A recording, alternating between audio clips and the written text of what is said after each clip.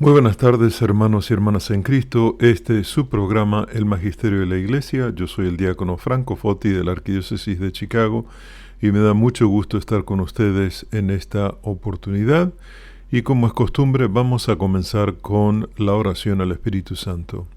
Ven, Espíritu Santo, llena los corazones de tus fieles y enciende en ellos el fuego de tu amor. Envía tu Espíritu y serán creadas todas las cosas y renovarás la faz de la tierra. Oh Dios, que has instruido los corazones de tus fieles con la luz del Espíritu Santo, concédenos que sintamos rectamente con el mismo Espíritu y gocemos siempre de su divino consuelo. Todo esto lo pedimos por Cristo nuestro Señor. Amén.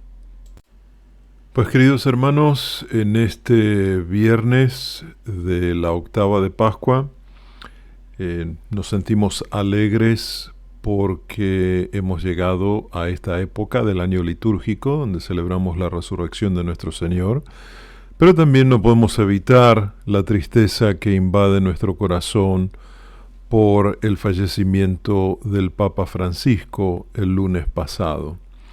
Entonces me gustaría, ya que estamos esperando su funeral, que va a tomar lugar mañana, me gustaría dedicar este programa al Papa Francisco, ¿no? Yo pienso que de los 5 papas que hasta ahora he podido conocer, no en persona, pero conocer, ¿no? Como por ejemplo Pablo VI, después de Pablo VI vino Juan Pablo I, que duró 33 días, Juan Pablo II, como 25 años, Benedicto XVI y el Papa Francisco. Yo pienso que el Papa Francisco fue el que dejó una marca más profunda dentro de mí, por su estilo simple, por sus comentarios alegres, comentarios a veces no tan alegres, pero siempre marcando el tema de la necesidad de que la Iglesia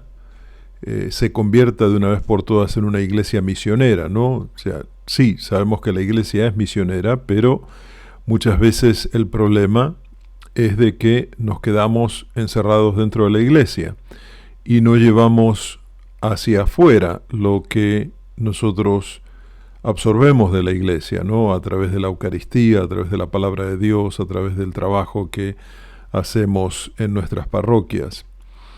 Y para homenajear al Papa Francisco, me gustaría compartir con ustedes un capítulo del libro autobiográfico que se llama Esperanza.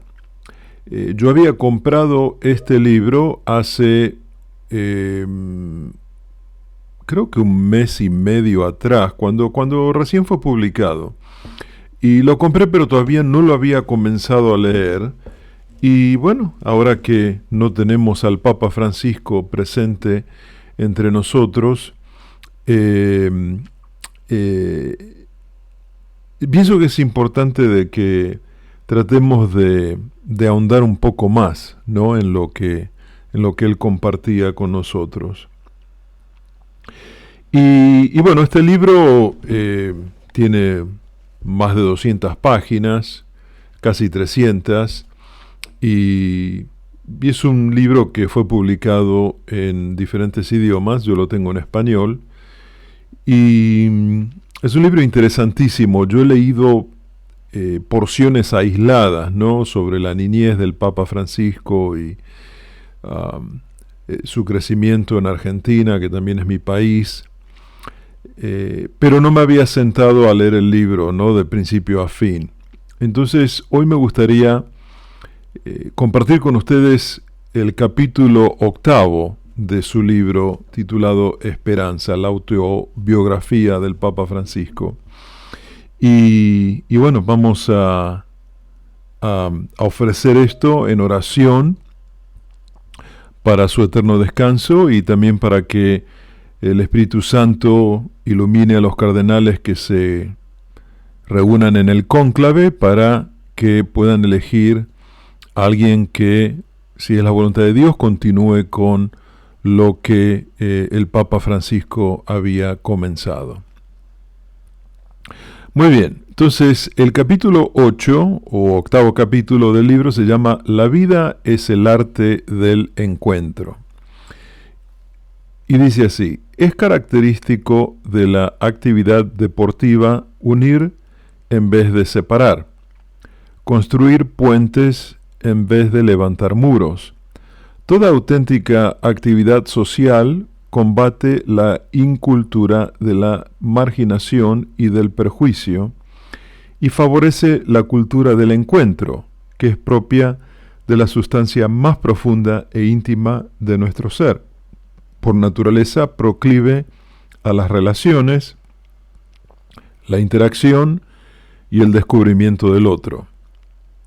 Como escribió Romano Guardini, un gran teólogo nacido en Italia pero que emigró a Alemania cuando era niño, el hombre ha sido creado de tal manera que, antes que nada, se percibe a sí mismo en forma de principio abierto y propenso a lo que salga a su encuentro. Si se bloquea, si se endurece, si permanece encerrado en sí mismo, si nunca se atreve a adoptar una actitud de entrega a la realidad, cada vez será más miserable y duro. Conservando para sí mismo su alma, la perderá. Cuando en 1860 se restauró y completó la fachada de la Catedral de Buenos Aires, se tomó la decisión de copiar el Palais Bourbon de París, en puro estilo neoclásico, a pesar de que no guardaba ninguna relación con el estilo barroco del templo. Puesto que era una época de reorganización nacional y se buscaba la unidad del país, se esculpió en el frontispicio la escena del encuentro de José con sus hermanos. Este se refiere a José, el hijo de Jacob, del Antiguo Testamento.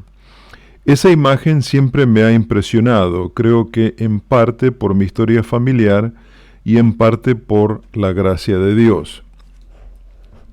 Mi familia cuenta también con una larga historia de desacuerdos, tíos y primos peleados y separados, en Argentina y entre Argentina e Italia.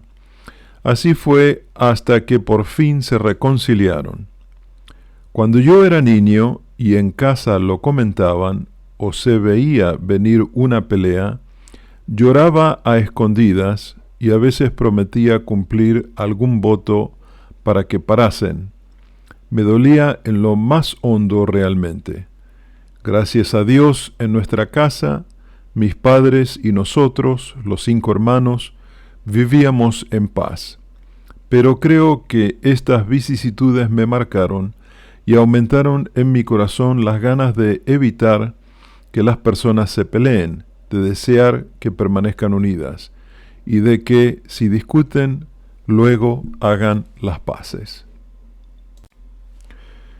Si pienso en mis miedos infantiles, eso es lo primero que me viene a la cabeza. Si oía discutir a mis padres, casi siempre por tonterías, me entraba mucho miedo. Era una angustia sin nombre, irracional, que se apoderaba de lo más profundo de mi ser. Recuerdo un día, a la hora de comer, en que mis padres riñeron. No sé por qué, algo que no solía suceder. Cuando acabamos, mi padre fue a descansar un rato y mi madre se puso el abrigo y cogió el bolso, seguramente para ir a comprar. Pero yo me obsesioné con que se había ido. ¿Y si se había marchado para siempre? Me puse a gemir, bajé al jardín y desconsolado empecé a llorar a lágrima viva.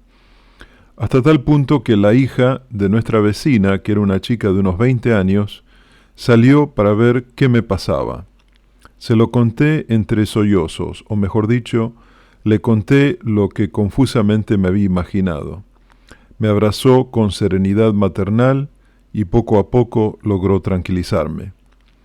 Esto es algo que hoy en día siempre aconsejo a las parejas casadas con que me reúno. Si no pueden evitarlo, peléense y si es necesario, rompan algún que otro plato. En cierto sentido es muy normal, pero con la condición de que nunca lo hagan delante de los niños y de que hagan las paces antes de que acabe el día, porque la guerra fría del día después es realmente peligrosa. Creo que estas anécdotas contienen el germen de lo que con los años he bautizado con el concepto de cultura del encuentro. En el fondo se trata de un deseo y una aspiración que llevo dentro desde que era niño. La cultura del encuentro requiere que no solo estemos dispuestos a dar a los demás, sino también a recibir de ellos, y nos invita a que salgamos de nosotros mismos para ser peregrinos. Pero si priorizamos el encuentro entre las personas, caminar juntos, discrepar de los puntos de vista ajenos, incluso con dureza, pero con respeto, en un terreno de juego como es la vida, luego será más fácil renunciar y superar las diferencias. El poeta y compositor brasileño Vinícius de Moraes decía: «La vida, amigo, es el arte del encuentro, aunque haya tanto desencuentro». Acercarse realmente a los demás significa no tener miedo de entrar en su noche. Además del fútbol y del baloncesto, me gustaba coleccionar sellos, una pasión que me había transmitido mi tío Oscar Adrián, el cuarto hermano de mi madre, que moriría en un accidente. Podía viajar con la imaginación, conocer a los personajes enmarcados en aquellos cuadritos de papel con los bordes dentados. Animales extraños, flores y plantas, edificios muy diferentes, transportarme a tiempos remotos o aventurarme en lugares lejanos y exóticos. Tenían para mí algo del encanto de los personajes de los libros de mi infancia. Y esto para aclarar, mis queridos hermanos y hermanas, creo que aquí el Papa cuando habla de sellos habla de las estampillas o estampas que se ponen en los sobres para mandar una carta por correo. Por encima de todo, me gustaba leer y podía hacerlo en cualquier sitio, incluso en los márgenes del campo de fútbol, que mis compañeros y yo habíamos marcado en el terreno utilizando imprecisas referencias.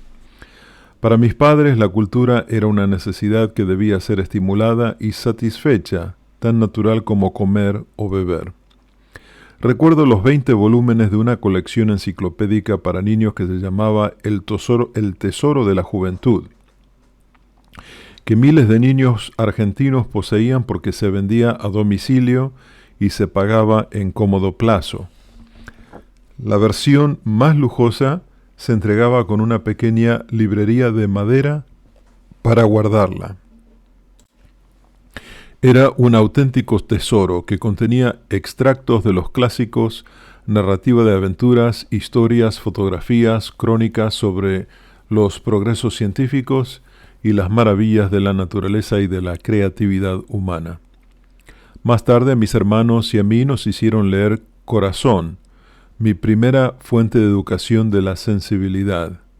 Enrico, Silvia, Antonio, Stardi, Luigi, Garrone e incluso Franti, el infame, que sonrió, todos los chicos de aquella escuela primaria de Turín del año 1881, que retrata la novela de Amicis, se unieron a mi grupo de amigos y se confundieron con ellos. Leía de todo un poco, también tebeos, por supuesto desde Patoruzú, quizás la historieta cómica más popular de Argentina. Cuenta las aventuras de un rico cacique de los Tehuelches que posee vastas propiedades inmobiliarias en Patagonia, una fuerza física sobrehumana y un corazón caritativo pero ingenuo, a Superman. Era un lector curioso y voraz. Sin embargo, no era un empollón, ni el primero de la clase, ni el que llevaba la voz cantante. Me las apañaba bien en el colegio, Estaba entre los mejores, pero nunca fui el primero, como mucho el segundo o el tercero. Cursé el nivel inicial, el jardín de infancia, en el Colegio Católico Nuestra Señora la Misericordia, donde volvería para hacer la primera comunión, con Sor Dolores Tortolo, nuestra maestra. Y si el colegio me gustaba, era sobre todo gracias a ella. Me hizo comprender que uno no puede crecer solo, que siempre es la mirada ajena la que te ayuda a crecer. Nunca la he olvidado. Amé la escuela porque ella me enseñó a hacerlo. Luego en primaria, mis padres me matricularon en la escuela pública Coronel Pedro Cerviño en la calle Varela, una travesía de la avenida Directorio que también estaba cerca de casa. Daba igual que no tuviéramos coche. Llegaba a pie en un santiamén. En aquella época, Flores era el pulmón verde de la ciudad y aún había muchas calles sin asfaltar. Así que para no manchar el guardapolvo, que era blanco, me lo quitaba antes de cruzarlas corriendo. Casi todas las casas tenían un patio o un pequeño jardín. Se hacía mucha vida en la calle. Prácticamente todos se conocían y se saludaban. Me acuerdo de todas mis maestras. La primera se llamaba Stella Dora Quiroga de Arenás. Y tuvimos una bonita y profunda relación. Fue mi maestra los primeros 2 años. Luego tuve a la señora Elvira Rosa Morales, a la maestra Lía Julia Pelufo y al maestro Roberto Brusa. Un día, en 4º grado, no recuerdo por qué, la maestra Lía me riñó y a mí no se me ocurrió otra cosa que mandarla a paseo. La maestra no rechistó, me pidió el cuaderno y escribió en una de sus páginas que quería reunirse con mi madre, quien al día siguiente obviamente se presentó en la escuela. Hablaron largo y tendido y luego me llamaron. Entré con la cabeza gacha y la mirada aún más baja, y mi madre me riñó. «Pídele perdón a la maestra», dijo, y yo obedecí. «Pídele perdón a la maestra», dijo, y yo obedecí. «Dale un beso a la maestra», y yo lo hice. La maestra me mandó volver a clase y yo, todo contento, pensé que había salido bien parado. Pero cuando llegué a casa después del colegio me esperaba el segundo acto. Fue una educación muy humana. La defensa del papel de la maestra y de la institución docente tenía un enorme peso y debe seguir teniéndolo hoy en día, es más, sobre todo hoy en día. La maestra era para nosotros una figura de referencia, como una segunda madre. Aunque en primer curso falleció la madre de la maestra Estela y la vi volver vestida de negro, por primera vez comprendí qué era el luto. Nunca perdimos el contacto a lo largo de toda nuestra existencia, y ya viuda con 94 años estuve a su lado hasta el final. Del mismo modo que no teníamos coche, tampoco íbamos de vacaciones, o mejor dicho, lo pasábamos en casa de los abuelos y eran estupendas. Veranos larguísimos de casi 4 meses. Nuestros padres nos dividían en 2 grupos, 2 hermanos con los abuelos paternos y 3 con los maternos. Al año siguiente cambiábamos. Los que habían ido a una casa iban a la otra. Mis padres se quedaban en casa solos y respiraban tranquilos. Puede que por esa falta de costumbre, siga pasando las vacaciones en casa como siempre. Y ahora mi casa es Santa Marta, en el Vaticano. Una vez leí un libro muy interesante, publicado en los años 30, escrito por un psiquiatra estadounidense, Louis Edward Best, cuyo título era «Alégrate de ser neurótico». Los neuróticos, sostenía el autor, se dividen en 2 categorías, los felices y los infelices. La diferencia entre ellos reside en que los segundos se sienten culpables por su diversidad. sufren de una cierta hipersensibilidad y tienen una vida interior intensa y compleja, mientras que los primeros han descubierto que todo eso es un recurso del que echar mano para realizarse. Medio en broma, podría decirse que hay que tratar bien las neurosis, darles cada día su mate. La expresión de la espiritualidad de San Ignacio, buscar y encontrar a Dios en todas las cosas, puede aplicarse incluso a nuestras pequeñas neurosis, si permitimos que su misericordia las ilumine. Yo también tengo las mías. Una de ellas es que estoy demasiado apegado a mi hábitat. La última vez que pasé las vacaciones fuera de casa fue hace 50 años, en 1975, con la comunidad jesuita. Sea como sea, antes y ahora tengo vacaciones de verdad. Cambio de ritmo. Si a lo largo del año suelo despertarme antes de las 5 de la mañana, cuando estoy de vacaciones duermo un poco más, rezo un poco más, leo las cosas que me gustan, escucho música, hago cosas que me relajan y me regeneran. La música clásica es una flor que cultivo desde que era un muchacho, y ese es también un regalo heredado de mi madre. Schubert, Chopin, que de joven me encantaba, Wagner, Beethoven y también el sentimiento trágico de la nostalgia, los grandes románticos, el Erbarm dich de Bach, que cada vez me parece más sublime, y Mozart, obviamente, el Et incarnatus est de su gran misa en do menor, lo lleva a uno de la mano ante la presencia de Dios. También encontré tiempo atrás una cita de Gustav Mahler, el gran compositor y director de orquesta tardo romántico, que me gustó mucho. Hablando de las tradiciones, escribió: la tradición no es la adoración de las cenizas, sino la preservación del fuego. La tradición no es un museo, es garantía del futuro.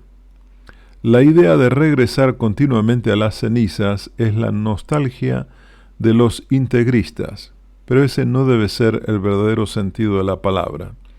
La tradición es una raíz, indispensable para que el árbol no deje de dar nuevos frutos. Siempre he alternado de manera natural esta afición a la música culta con la afición a la música popular. Con Edith Piaf, por ejemplo, otra gran pasión de mi madre, o con el tango y la milonga. Decía Carlos Gardel que la voz más melodiosa no basta por sí sola para entonar un tango. El tango hay que sentirlo, porque viene de dentro. Para nosotros, los argentinos, y sobre todo para los porteños, suele ser así. El tango habla de muchas cosas, también de derrota, de algo que se torció o se perdió. Saber perder es la sabiduría, dice un verso del poeta jesuita argentino Osvaldo Poll. Hay un bonito tango que se titula Rencor, que habla de un odio maldito que llevo en las venas, que me amarga la vida como una condena, y es herida abierta que me inunda el pecho de rabia y de hiel. Ocurre que en la vida también excavamos en estas profundidades que hablan de nuestras debilidades, de nuestras miserias humanas, de nuestras contradicciones, y que nos colocan ante una encrucijada: elegir entre la vida y la muerte. El fracaso siempre oculta una cierta sabiduría. Saber perder es la sabiduría de los auténticos luchadores, de quienes saben que uno puede caerse e incluso hundirse, pero que lo que cuenta es ponerse en pie de nuevo. Lo dice también una bonita canción de los Alpini, cuerpo militar de alta montaña del ejército italiano, en el arte de subir. El éxito no está en no caer, sino en no quedarse en el suelo.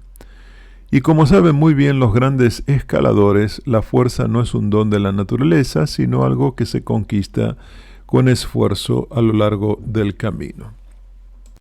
Por otra parte, sin el fracaso, no existiría la historia de la salvación, el fracaso de la cruz, llevado hasta sus últimas consecuencias. Es el fundamento de nuestra vida nueva. La sabiduría es de quien se pone en pie de nuevo, de quien sigue adelante, de quien en vez de malgastar el tiempo quejándose vuelve a entrar en juego, de quien no permite que el resentimiento y el egoísmo le endurezcan el corazón, sino que siempre abraza la vida, siempre. La música popular se hace eco de todo esto, por lo que me han dicho. Ni siquiera soy el primer pontífice que escucha tangos en el Vaticano. Al parecer, en los años 20, Pío XI presenció una exhibición de Casimiro Aín, a quien llamaban el Vasquito, un bailarín argentino que había hecho fortuna en Europa. Julio Sosa, la orquesta de Juan D'Arienzo, las milongas de Astor Piazzolla y Amelia Baltar, Ada Falcón, que más tarde se haría monja en una aldea de la provincia de Córdoba, y Azucena Maizani, que vivía cerca de nosotros y a quien di la extrema unción en el hospital a las pocas semanas de haber sido ordenado sacerdote. También me han acompañado y forman parte de la banda sonora de mi existencia. El tango puede llegar a ser dramático, pero nunca pesimista, porque emana tormento y vehemencia, evoca nostalgia y esperanza en partes iguales.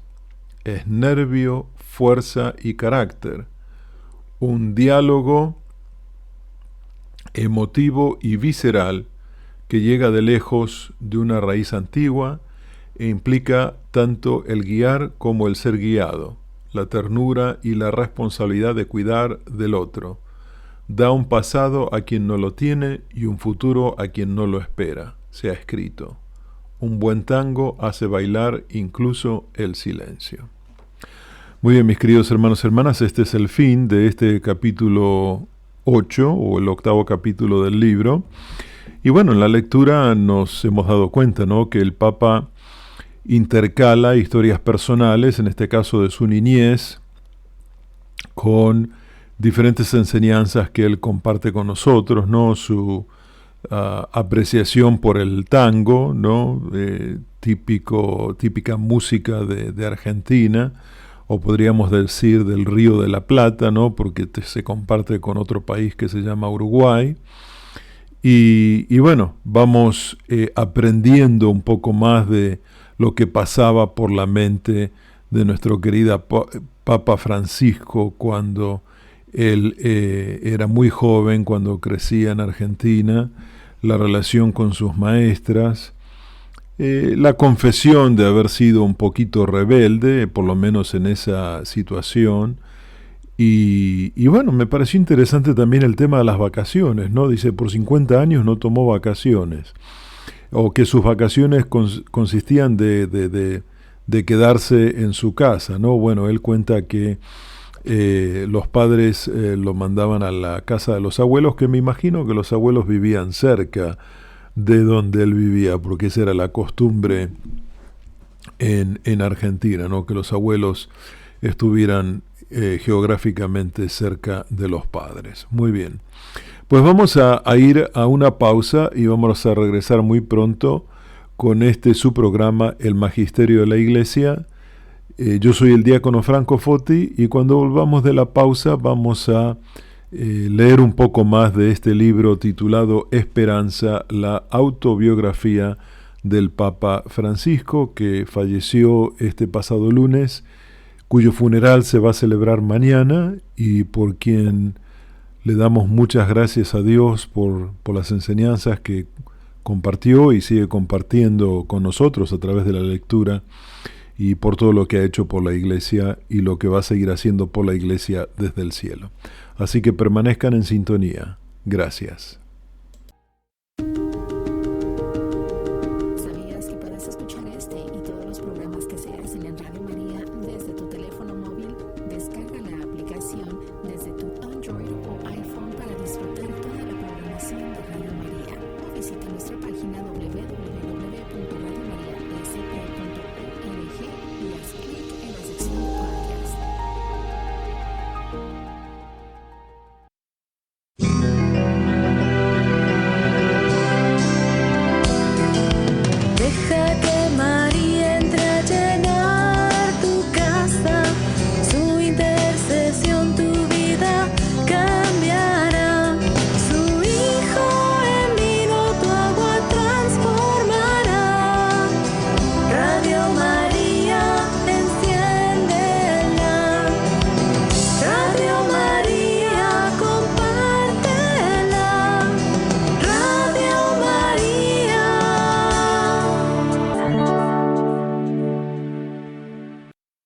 Muchas gracias, hermanos y hermanas. En Cristo estamos nuevamente con su programa, El Magisterio de la Iglesia.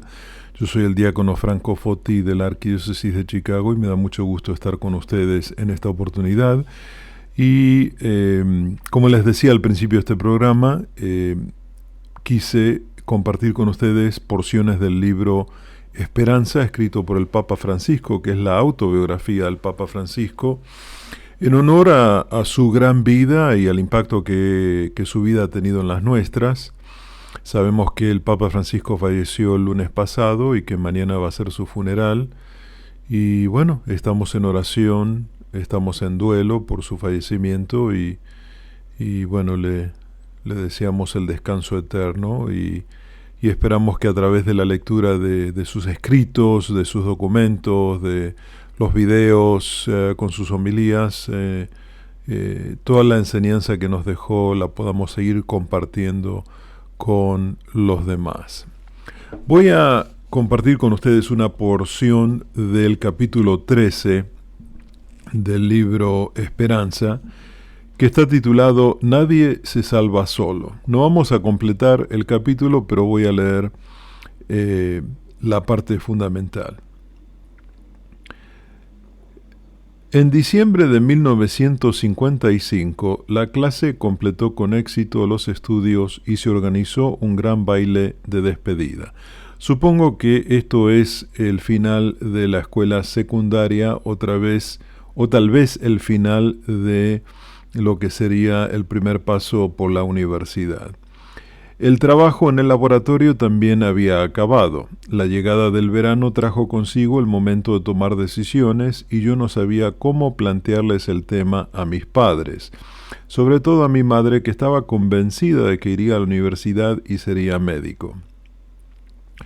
No hubo necesidad de hacerlo, fue ella la que disipó mis dudas. Un día del mes de noviembre subió a la buhardilla que había sobre la terraza, donde me había instalado para poder estudiar tranquilo, lejos del alboroto de la habitación que compartía con mis hermanos. Mi madre no venía a adecentar el espacio. Esa era una tarea de la que nos encargábamos mis hermanos y yo, sino guiada por una intuición, picada por la curiosidad y recelosa por algo que no comprendía del todo, que se le escapaba y para lo que quizá encontraría un nombre en aquella buhardilla llena de libros, muchos de los cuales no eran los que se esperaba, textos de teología sobre todo, algunos en latín.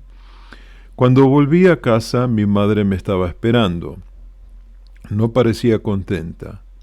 ¿No decías que querías ser médico?, me preguntó. Respondí que también estaba valorando otras opciones, que sí, que quería ser médico, pero más bien de almas. La respuesta tampoco le gustó. Quería que fuera a la universidad. Primero, sácate la carrera. Luego ya tendrás tiempo de pensar qué quieres hacer, me dijo. No fue una discusión, fue una confrontación franca y escueta, pero ella no cambiaría de idea ni siquiera más adelante, hasta el punto que no me acompañó al seminario diocesano ni presenció mi toma de hábito como seminarista. Tampoco puedo afirmar que en esa época nuestra relación fuera especialmente tensa, ni desde luego que hubiera dejado de ser uno de los 5 dedos de su mano. Solo era su manera de decir que no estaba de acuerdo conmigo en ese punto, que no compartía el cómo ni el cuándo, pero que de todas formas yo era libre de decidir por mí mismo. No discutíamos, pero solo nos veíamos cuando yo volvía a casa. Mi madre nunca vino a verme al seminario. Solo me acompañó a Córdoba con mi padre cuando entré en la Compañía de Jesús, pero al principio manteniendo siempre una cierta reserva. Las cosas fueron más fáciles con mi padre. Me dijo que si estaba seguro de que aquel era mi camino, él se alegraba por mí, pero debíamos hablar del tema todos juntos. Entonces pensé en dirigirme al padre Pozzoli, a quien se lo conté todo. Él examinó mi vocación y dijo que rezara y que dejara el asunto en manos de Dios. Luego me dio la bendición de María Auxiliadora. Unas semanas más tarde, en casa, a alguien se le ocurrió una idea que podía sacarnos del estancamiento. ¿Por qué no le pedimos su opinión al padre Pozzoli? Era el padre espiritual de la familia, el sacerdote que me había bautizado 19 años antes. Y yo, esbozando mi mejor sonrisa, dije, sí, por supuesto. Era el 12 de diciembre de 1955. Mis padres celebraban 20 años de matrimonio. Primero asistiríamos a misa en San José de Flores, solo ellos dos y nosotros, sus 5 hijos, oficiada por el padre Pozzoli. Luego desayunaríamos en la pastelería La Perla de Flores en la avenida Rivadavia, en el cruce con Rivera Indarte, a media manzana de la Basílica. Mi padre también había invitado al padre Pozzoli, que, sabiendo dónde se metía, había aceptado sin pensarlo 2 veces. A mitad del desayuno pusieron encima de la mesa el plato fuerte, mi vocación. El padre Pozzoli empieza dando un rodeo. Dice, la universidad está muy bien, siempre es una elección acertada, pero también es verdad que hay que aceptar las cosas como Dios las manda. Y sin tomar partido se pone a contar historias de vocaciones y acaba contando la suya. Dice que en pocos años llegó a subdiácono, luego a diácono y más tarde a sacerdote, y que aquella elección le había aportado mucho más de lo que esperaba. No terminó diciéndoles a mis padres que tenían que dejarme ir al seminario, ni exigiéndoles que tomaran una decisión. No habría sido propio de él. Se limitó a aclarar dudas y a ablandar corazones, una de cal y otra de arena, como dirían los españoles. Lo demás vino por sí solo. Entré en el Seminario Diocesano Inmaculada Concepción de Villa Devoto a principios de 1956, pero primero, como es lógico, le di la noticia a los abuelos. Siempre supe que no te conformarías con una vida mediocre, que tenías la suficiente ambición, me dijo la abuela María. Y me recordó que una vez de niño quise leer a toda costa un libro de Giosuè Carducci que había encontrado en la biblioteca de mi padre. Te costaba entenderlo, pero no querías rendirte.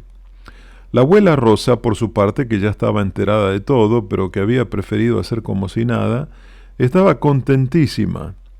Si has sentido la llamada de Dios, es algo maravilloso.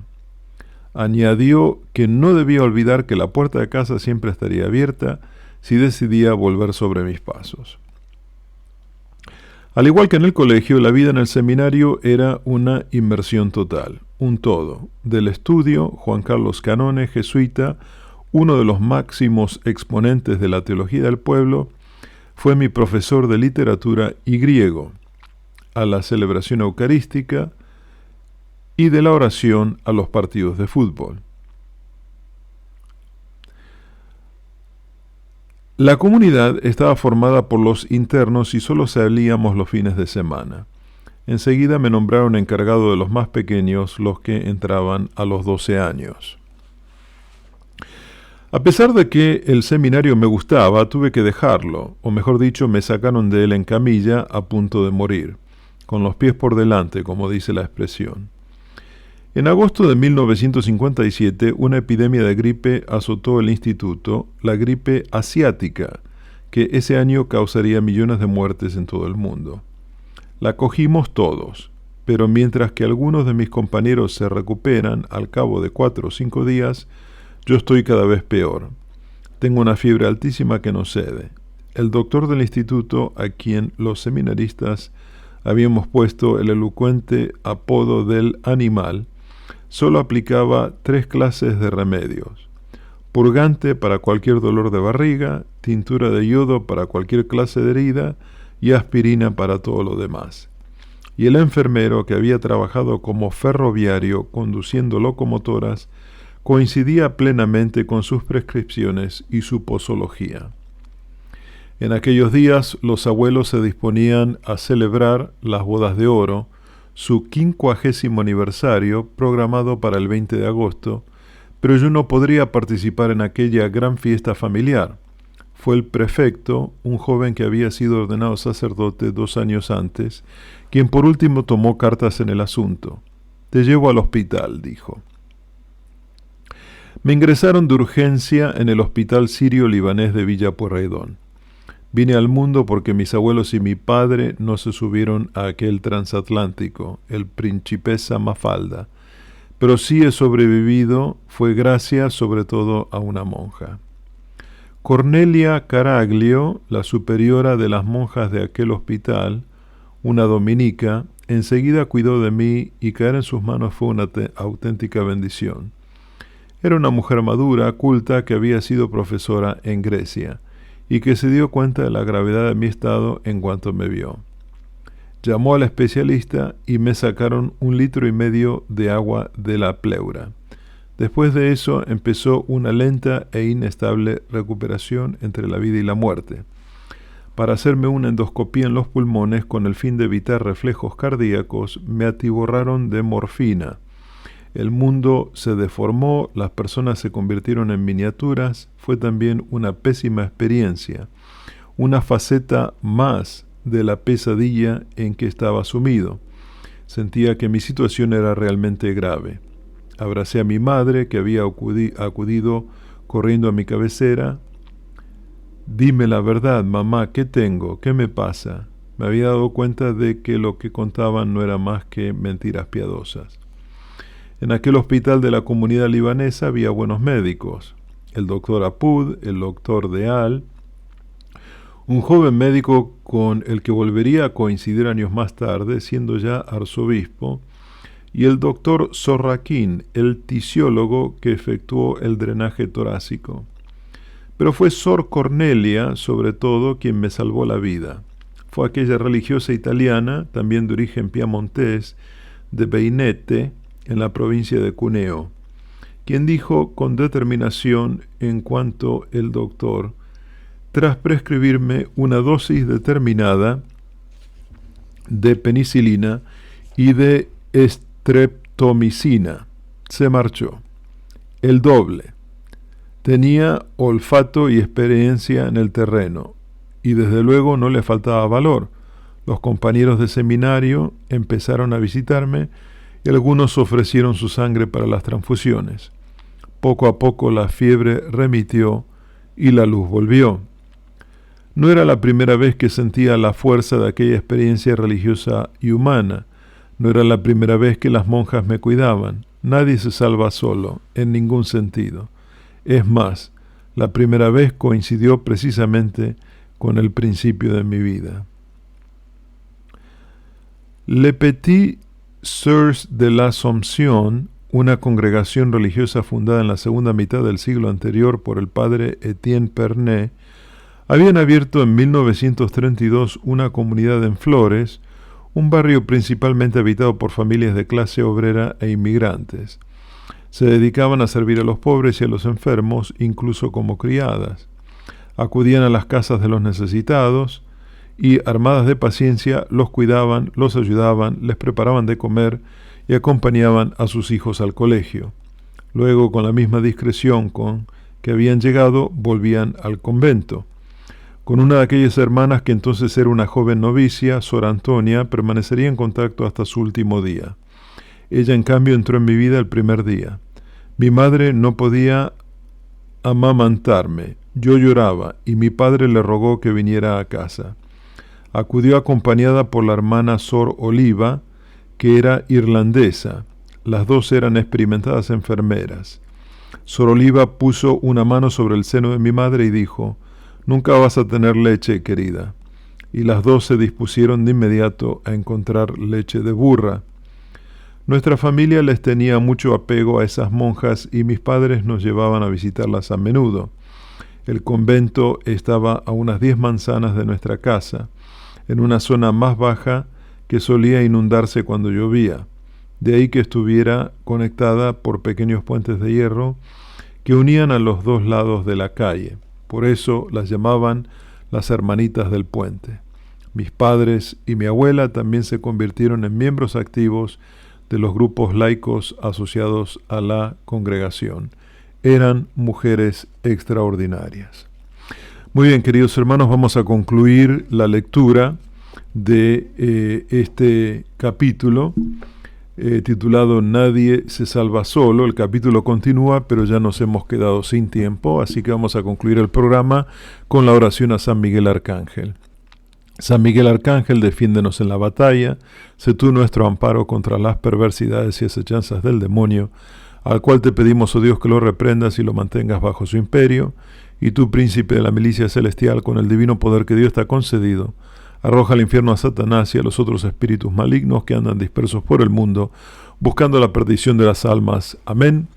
Y que la bendición de Dios Todopoderoso, Padre, Hijo y Espíritu Santo, descienda sobre todos ustedes y permanezca para siempre. Amén. Este ha sido su programa, El Magisterio de la Iglesia. Yo soy el diácono Franco Foti y me despido de ustedes hasta la próxima semana. Gracias y bendiciones para todos.